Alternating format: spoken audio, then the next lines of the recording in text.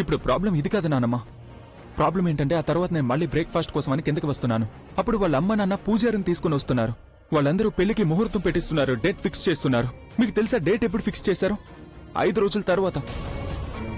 ఆ తర్వాత వాళ్ళు మెహందీ ఇంకా సంగీత్కి డేట్ ఫిక్స్ చేస్తున్నారు. నాకు అసలు ఏమీ అర్థం కాలేదు. నేనేం చేయాలో నో అని చెప్పలేకపోయాను. ఎందుకంటే నేను భయపడ్డాను. ఒకవేళ నో అని చెప్పానంటే అప్పుడు వాళ్ళ మామకి ఏదైనా జరిగిందంటే అప్పుడు మొత్తం బ్లేమ్ నా మీదకే వస్తుంది కదా నానమ్మ.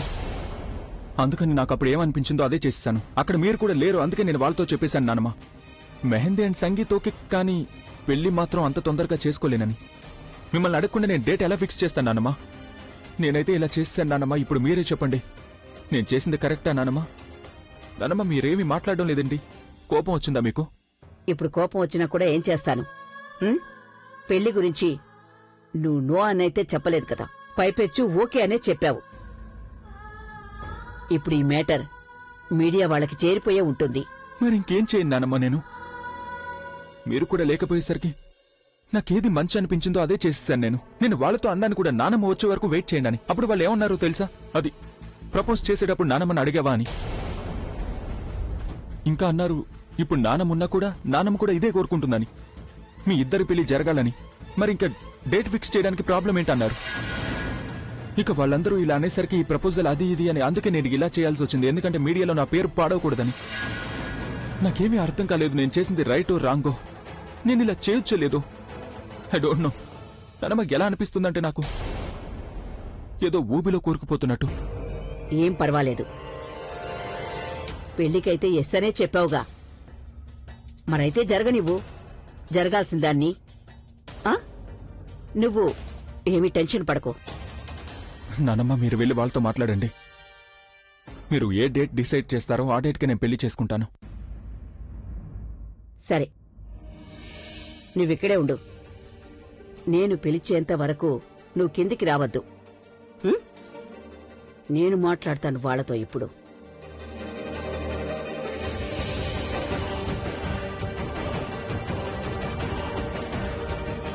పెళ్లి అభి, నీ ఒక్క తప్పుకి నువ్వు జీవితాంతం అనుభవించాల్సి వస్తుంది చూడరా. ఏం చేయాలి? లోపలికి వెళ్లాలా వద్దా? అమ్మమ్మ చాలా ఈజీగా చెప్పేశారు ఆయన్ని ఊరటించమని. కానీ ఆయన చేసింది రైటా రాంగా అని నన్ను అడిగారంటే అప్పుడు నేనేం చెప్పాలి? నా బాధను ఆయన దగ్గర ఎలా దాచిపెట్టుకోవాలో నాకు అర్థం కావడం లేదు. కింద ఏం జరుగుతుందో ఏమో తెలీదు. నానమ్మ వాళ్ళకి నచ్చజెప్పి ఉంటుందో లేక ఆవిడ కూడా నాలాగే ఒప్పేసుకుని ఉంటుందా?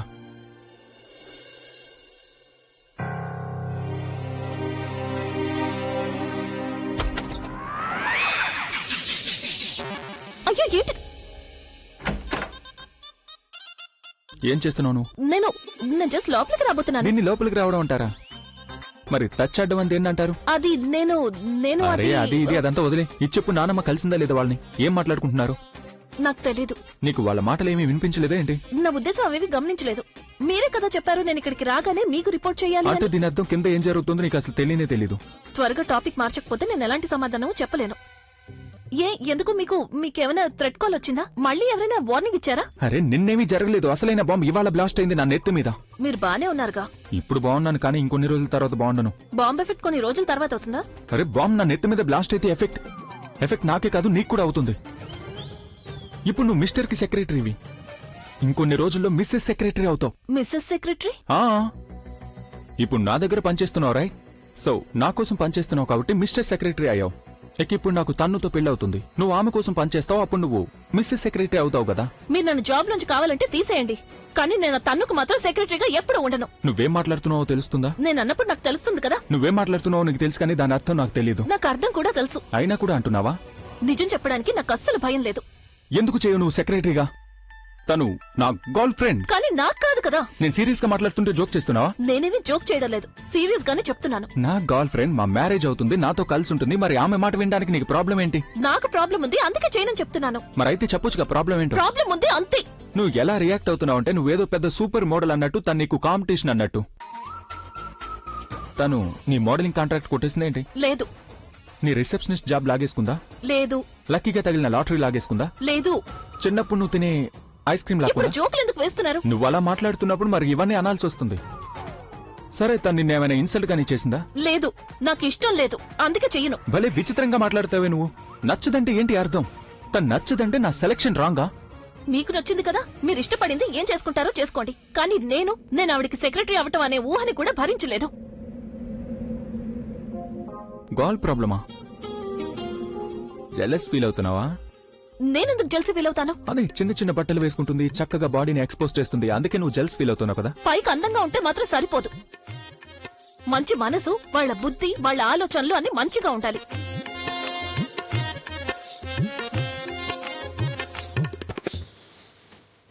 నేను దీని గురించి అసలు మాట్లాడాలనుకోవడం లేదు.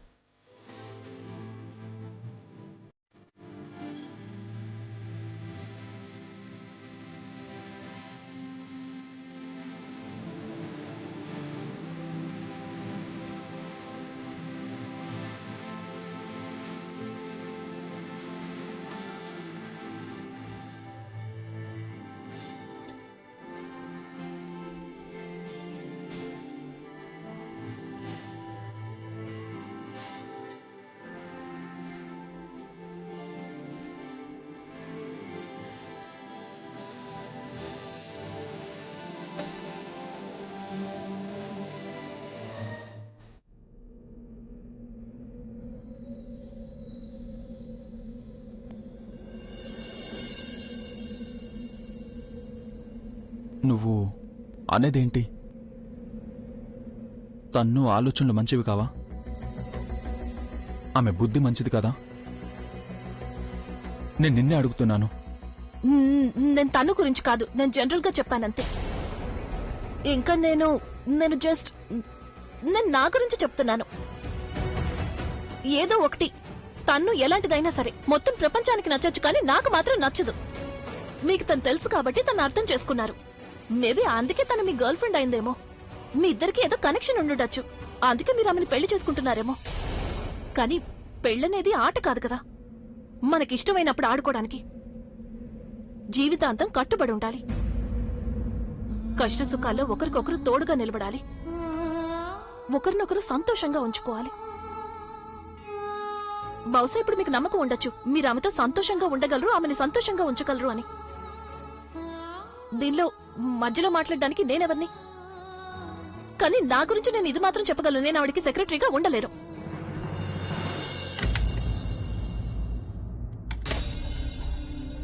You are right. పెళ్ళనేది లైఫ్ లాంగ్ కమిట్మెంట్. తన్ను నేను ఇప్పటిదాకా సరిగా అర్థం చేసుకోలేకపోయాను. మరి నేను తనతో జీవితాంతం ఎలా ఉండగలను? ఇప్పుడు ఎలా ఉందమ్మా నీ ఆరోగ్యం? ఆ ఈ ఆరోగ్యం చాలా పాడైపోయింది. అది కనిపిస్తూనే ఉంది. పాపం చూడండి తన మొహం ఎలా వాడిపోయిందో. అన్నట్టు మీకు ఈ జబ్బు ఎప్పటినుంచుంది? జస్ట్ ఈ మధ్య 6 నెలలు అయ్యింది. 6 నెలల నుంచా? అయితే చాలా కష్టమే అనుకుంటా పాపం. ఏం చేస్తానులేండి, మేనేజ్ చేస్తున్నాను. నేను అసలు 6 నెలల నుంచి మంచం దిగలేదనుకోండి. 6 నెలల నుంచి మీరు బెడ్ పై నుంచి దిగలేకపోయారా? ఒకవేళ నా అంచనా తప్పు కాకపోతే గుడిలో అభి తన్నుల పెళ్లి ఆగిపోయి ఇప్పటికి 2 or 3 months అయ్యుంటుంది. యాక్చువల్లీ 3 months అయ్యింది.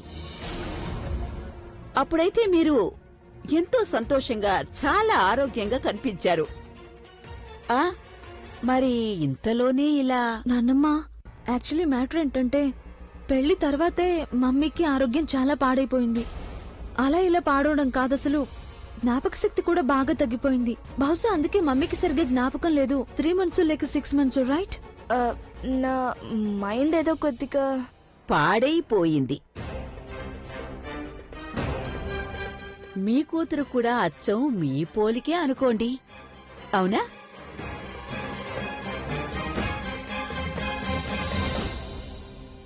అవును, అలాగే మీ మనవడు కూడా అచ్చం మీ పోలికేనండి. Very sweet and honest. తను నా నిస్సహాయతని బాగా అర్థం చేసుకుని పాపం పెళ్లికి ఓకే చెప్పేశాడు. సంగీత్, మెహందీ 2 డేట్స్ ఫిక్స్ అయిపోయాయి. జస్ట్ పెళ్లి డేట్ ఒక్కటే మిగిలింది. కానీ ఇప్పుడు మీరు వచ్చేసరిగా చాలిక అది కూడా ఫిక్స్ అయిపోతుంది. పెళ్లి వీలైనంత తొందరగా జరిగిపోవాలి, లేదంటే నాది ఏం గ్యారంటీ చెప్పండి? నాకైతే ఏ క్షణమైనా పిలుపు రావచ్చు. ఎక్కడ తను కంటే ముందుగా ఎక్కడ నా బీడ్కోలవుతుందోనని నా భయం అంతే. ఎంత రాసి పెట్టుందో అంతైతే అనుభవించాల్సిందే కదా. తర్వాత ఎవరైనా వెళ్ళిపోవాల్సిందే. ఒక్కోసారి ఎలా జరుగుతుందంటే పిల్లలు చేసిన పాపాలకి శిక్ష తల్లిదండ్రులే అనుభవించాల్సొస్తుంది. ఎవరికి తెలుసు, మీ కేసులో అలాగే జరుగుతుందేమో. యాక్చువల్లీ నా మనవడు అభి ఉన్నాడే, చాలా అమాయకుడు. వాడు మీకు తొందరగా ఓకే చెప్పేశాడు. కాని నేను చెప్తున్నాను మీకు, ఈ పెళ్లి ఎప్పటికీ జరగదు.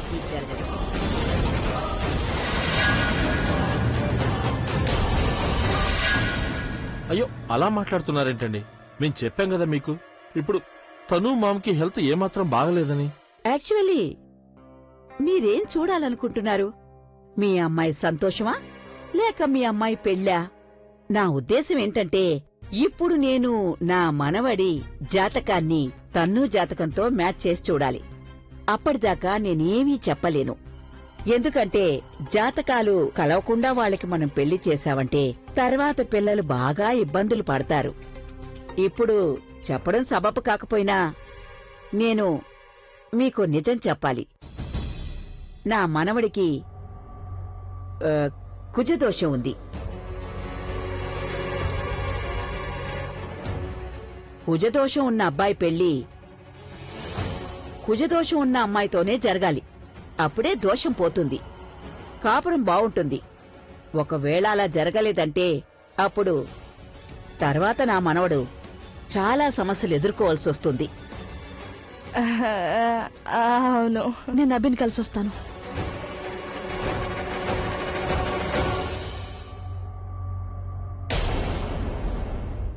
ఆంటీ, మీరస్సలు టెన్షన్ పడకండి.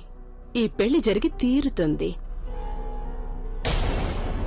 ఇక మిగిలిన విషయం జాతకాలు కలవడం గురించి నానమ్మ చూసుకుంటుందిలేండి. ఏనానమ్మా?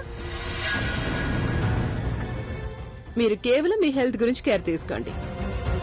మెహందీ రేపే జరుగుతుంది.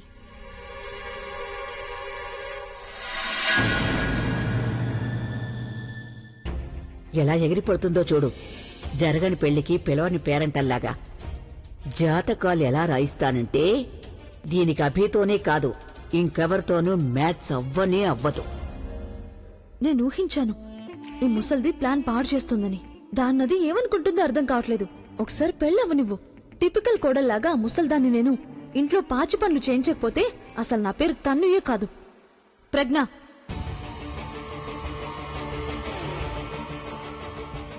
నువ్వు చెప్పనలేదు నువ్వు ఎలా ఫీల్ అవుతున్నావో? నువ్వు అభికి సెక్రటరీ కదా, అంటే ఆల్రెడీ నీకు తెలిసి ఉంటుందిగా నాకు అభికి మ్యారేజ్ జరగబోతుందని. వెల్, స్వయంగా నేనే నీ దగ్గరకు వస్తున్నాను. అండ్ నేనేం ఆలోచిస్తున్నానంటే, నీకెలా అనిపిస్తుంది ఇప్పుడు అభి నీకు ఈ విషయం చెప్తే తను నన్ను పెళ్లి చేసుకుంటున్నాడని నీ ముఖంలో ఎలా రంగులు మారుతాయో నేను చూడాలి. బట్ ఇట్స్ ఓకే, నేను రేపు చూస్తాను. రేపు అభి పేరుని మెహందీతో నా చేతిలో రాసుకున్నప్పుడు. నువ్వు ఇంత షాకింగ్ గా ఉన్నావు ఎందుకు? ఓ ఐసీ, నువ్వు ఎందుకు గానీ షాక్ అవ్వలేదు కదా. ఎందుకంటే అభి పెళ్లికి ఓకే చెప్పడని ముందు మెహందీకి తర్వాత సంగీత్ కి, వీటన్నిటిని బట్టి చూస్తే నాకు ఒకటి అర్థమైంది. అభి నన్ను ప్రేమిస్తున్నాడు, నిన్ను కాదు. తను ఎప్పుడైతే మనం బలవంతంగా నమ్మడానికి ప్రయత్నం చేస్తామో అప్పుడు స్వయంగా మనకే బాధ కలుగుతుంది. ఆయన నువ్వు ఎవరిని ఫూల్ చేయాలనుకుంటున్నావు? అసలు ఈ పాటికే నీకు అర్థమైపోయి ఉండాలి ఆయన మనసులో నీ మీద ఎలాంటి ఫీలింగ్స్ లేవని. ఆయన నిన్ను ప్రేమించడం లేదు కూడా. నువ్వు ఆయన కేవలం ఎమోషనల్ గా బ్లాక్మెయిల్ చేస్తున్నావంతే. ఆయన్ని ఓకే చెప్పేలా బలవంతం చేశావు, అందుకే ఆయన ఓకే చెప్పారు. అమ్మమ్మ చెప్పారు నాకు. పాపం మీరు ఆయనతో చెప్పారటగా మీ అమ్మ చనిపోబోతున్నారు అని. తను నీ మనసులో ఒక్కసారి కూడా ఈ ఆలోచన రాలేదా? నీ నోటి నుంచి వచ్చిన ఈ మాట ఒకవేళ నిజమైందనుకో, సరే వదిలేలే. దీని గురించి నీతో మాట్లాడడం దండకు తన్ను. కానీ నేను నీకు ఒక సలహా చెప్పాలనుకుంటున్నాను. మీ అమ్మకి బదులుగా నువ్వు ఈ అబద్ధం మీద దృష్టి పెట్టు. ఒకవేళ ఆయనకు గానీ నిజం తెలిసిపోయిందనుకో, అప్పుడు ఆయన మీ అమ్మని ఏం చేస్తారో అది నీకు తెలిసే ఉంటుంది. అభికి ఈ నిజం ఎప్పటికీ తెలీదు. ఎందుకంటే ఈ నిజాన్ని మేము అభికి చెప్పే ప్రసక్తే లేదు. ఇక నీ విషయం అంటావా? నువ్వైతే ఎప్పటికీ చెప్పలేవు. ఎందుకంటే నాకన్నా ఎక్కువగా నీకే అభి గురించి దిగులు. ఒకవేళ అభికి నిజం తెలిసిపోయి అప్పుడు షాక్ లో తనకి అటాక్ వస్తుందని భయం, రైట్? నేను ఆయన గురించి ఆలోచిస్తున్నాను కాబట్టి నేనేమీ చెప్పడం లేదు. నేనే కాదు, ఈ ఇంట్లో ఎవ్వరూ కూడా ఆయనకేవీ చెప్పరు. కానీ తను ఆయనకి దానంతట అదే మొత్తం విషయం తెలిసిపోయిందంటే అప్పుడేం చేస్తా? అందరికీ తెలిసి పెళ్లి విషయంలో ఆయన చాలా కన్ఫ్యూజ్డ్ గా ఉన్నారని. పెళ్లికి ముందు ఆయన కనీసం ఒక్కసారైనా మీ అమ్మని ఒక మంచి డాక్టర్ దగ్గరికి చెకప్ కోసం తీసుకువెళ్తారు. ఇక చెకప్ తర్వాత రిపోర్ట్స్ వస్తాయి. ఆ తర్వాత ఆయనకి నిజం తెలిసిపోతుంది. అప్పుడు నువ్వేం చేస్తావు? మీ అమ్మ చెప్పింది అబద్ధం అంటావా, లేక నువ్వే తప్పు చేశావంటావా? నీకు ఒకటి చెప్పిన తను ఇప్పుడు నువ్వు మెహందీ కోసం కాదు, ముందు నీ ఈ అబద్ధాన్ని కాపాడుకునే ఏర్పాట్లు చేసుకుంటే మంచిది. నేను అలాంటి సిచ్యువేషన్ ని రానివ్వను. నువ్వు ఇవాల్టి గురించి ఆలోచిస్తావు, నేను రాబోయే రేపటి గురించి ఆలోచిస్తాను. నేనేం ఆలోచిస్తున్నానో నీకెలా తెలుస్తుంది? సరే, తెలీదులే, ఆలోచిస్తూ ఉండైతే. కానీ నేను చేయాల్సిన పనిని మాత్రం చేసేస్తాను. ఇక ముందు కూడా చేస్తూనే ఉంటాను. నువ్వు ఏడుస్తూ ఉండు. ఎస్పెషల్లీ రేపు నా చేతిలో అభి పేరుతో మెహందీ చూసినప్పుడు. ఓకే, నేను నీతో తర్వాత మాట్లాడతాను. ఇప్పుడు నేను నా ఫియాన్సీని కలవడానికి వెళ్తున్నాను. See you.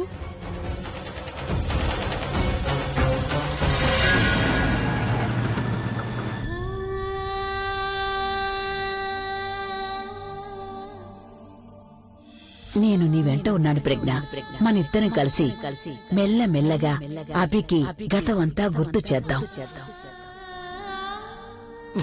ఈ సుడోకేంటో అసలు నాకేమీ అర్థం కావటం లేదు. 2 వర్డ్స్ బ్యాలెన్స్ ఉన్నాయి, తెలియడం లేదు. సరళా,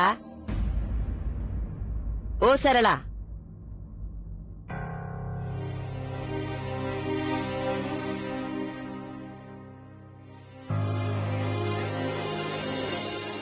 ఏం ఆలోచిస్తున్నావు? అరే, ఇప్పుడెందుకు దిగులు పడుతున్నావు సరళా? నువ్వు దీని గురించేనా? ఎవరైతే ప్రజ్ఞని తన ఇంటి నుంచి వెళ్లగొట్టిందో ఆమె స్వయంగా వచ్చి ప్రజ్ఞని ఎంతో గౌరవంగా తన ఇంటికి తీసుకువెళ్ళింది. నీకు సంతోషంగా లేదా? ఇప్పుడు అభి ప్రజ్ఞ ఎప్పుడూ కలిసే ఉంటారు. చూడు, ప్రజ్ఞకి రెస్పెక్ట్ దొరుకుతుంది, బ్లెస్సింగ్స్ దొరుకుతాయని నాకు పూర్తి నమ్మకం ఉంది. అతి త్వరలో వాళ్ళిద్దరూ ఒకటవుతారు. ఇంకా ప్రజ్ఞ అభితో పాటు ఉంటే అతని జ్ఞాపక శక్తి కూడా తిరిగి రావచ్చు కదా. మీరు చెప్పింది నిజమత్తయ్యా. ప్రజ్ఞ అభితో ఉంటే నాకు అంతకన్నా సంతోషకరమైన విషయం ఏముంటుంది అత్తయ్యా? మీకు తెలుసు కదా అత్తయ్యా, నా ప్రజ్ఞ ఇంకా బుల్బుల్ గురించి ఎన్ని కలలు కన్నానో నేను. బుల్బుల్ అయితే మనల్ని వదిలి వెళ్లిపోయింది, కానీ ప్రజ్ఞ అభిని పెళ్లి చేసుకున్న తర్వాత కూడా అతనితో కలిసి ఉండలేకపోతోంది. ఎన్ని కష్టాలు భరించింది నా కూతురు. ఇక ఎప్పుడైతే అంతా సర్దుకుంటుందనుకున్నానో అప్పుడే అభికి యాక్సిడెంట్. మొత్తం మర్చిపోయాడు ఆ అబ్బాయి. ప్రజ్ఞ అతని కోసం ఏమేం చేసిందో అన్ని. ఏదో ఒక విధంగా ప్రజ్ఞ కోలుకుంటుందనుకుంటుంటే మళ్ళీ అది అతడికి దగ్గర అవ్వాలనుకుంటోంది. పైగా ఈరోజు అభి వాళ్ళ నాన్నమ్మ వచ్చి దాన్ని తీసుకెళ్ళింది. నేనెప్పుడైనా ఏ విషయం గురించైనా సంతోషపడతానో అప్పుడే ఏదో తెలియని ఒక భయం దాంతో పాటే వచ్చి నా మనసులో కూర్చుంటుంది. ఇప్పుడు ప్రజ్ఞ ఏదైతే చేస్తుందో అదేమి ప్రమాదానికి తీసిపోదత్తయ్యా. అలా చేయటం చాలా కష్టం. నాకు నేనే ఈ విషయం తెలియని అయోమయ పరిస్థితిలో ఉన్నాను. అత్తయ్య, నా కూతురు దాని భర్తతో కలిసి ఉన్నందుకు నేను సంతోషపడాలా, లేక ఆ ఇంట్లో దానికి ఎప్పటికీ ప్రమాదం పొంచుందనే విషయానికి నేను భయపడాలా అత్తయ్య? అర్థం కావడం లేదు. నేను ఎలా రియాక్ట్ అవ్వాలో, నా కూతురుతో ఏం చెప్పాలి? ఇప్పుడు మీరే ఆలోచించండి. ఇప్పుడు అభికి ఏదో ఒక విధంగా నయం అయింది అనుకోండి, ఇప్పుడు అతని జ్ఞాపక శక్తి తిరిగి వస్తుందని అనుకుందాం. కానీ దేవుడు చిన్న చూపు చూసి అభికి ఏమైనా జరిగితే అత్తయ్య, అప్పుడు అభి వాళ్ళ ఈ నానమ్మ ఇంత ప్రేమగా మర్యాదగా ప్రజ్ఞని ఇంటి నుంచి తీసుకెళ్ళిందే, ఆవిడ దాన్ని ఎప్పటికీ క్షమించదు అత్తయ్య, క్షమించదు. కొద్దో గొప్ప నమ్మకం మిగిలింటే అది కూడా పోతుంది అత్తయ్య. ఒకవేళ అభికి జ్ఞాపక శక్తి ఎప్పటికి తిరిగి రాకపోతే ఇక అతడు తనుని పెళ్లి చేసుకుంటే అప్పుడు అభి అయితే తన జీవితాన్ని ముందుకు కొనసాగిస్తాడు. కానీ నా కూతురు ప్రజ్ఞ, అత్తయ్య, మన ప్రజ్ఞ అక్కడే ఆగిపోతుంది. అప్పుడు కూడా అది అభికి తోడుగా ఉంటుందా ఏంటి? ఆ ఇంట్లోనే ఉంటూ ప్రతిరోజు తెల్లారుతుంది, అందరి జీవితాల్లోకి వెలుగొస్తుంది. కానీ నా కూతురు జీవితంలో కేవలం చీకటి మాత్రమే ఉంటుంది. అది ఒంటరిగా మిగిలిపోతుంది అత్తయ్య. అప్పుడు నేను ఏమి చేయలేకపోతాను అత్తయ్య. దానికోసం నేను ఏమి చేయలేకపోతాను అత్తయ్య. ఇలా ఏడటం తప్ప. నేను ఇప్పుడే వస్తాను. నువ్వు కరెక్ట్ గానే ఆలోచించావు సరళ. కానీ చీకటంటే భయపడి ఎవరైనా సరైన దారిలో నడవడం మానేలేరు కదా. నువ్వు చూస్తూ ఉండు.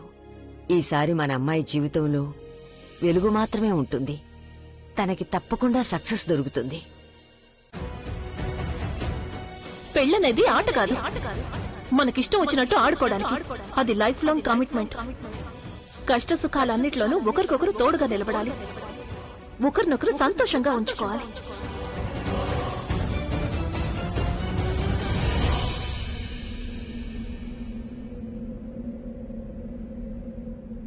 నేనెంత సంతోషంగా ఉన్నానో నేను నీకు చెప్పలేకపోతున్నాను అభి.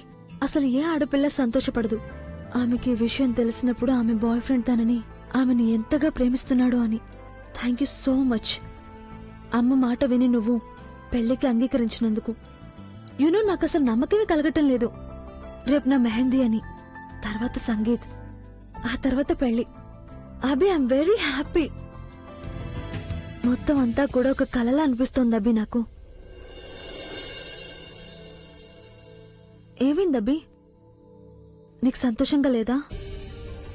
తను విషయం సంతోషంగా ఉండడమో లేక ఉండకపోవడమో కాదు.